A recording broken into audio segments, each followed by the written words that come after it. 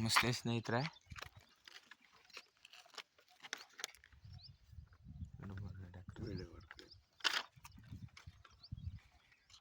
ನೋಡಿ ಡಾಂಬರ್ ಪಾಯಿಂಟ್ಗೆ ಇರುವಂಥ ಜಾಗ ಬ್ಲ್ಯಾಕ್ ಸಾಯಿಲು.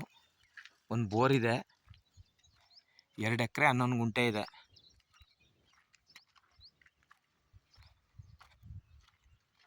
General property.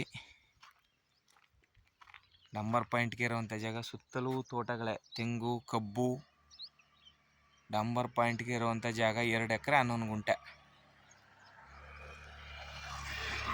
ಇಲ್ಲಿ ಒಂದು ಬೋರ್ ಇದೆ.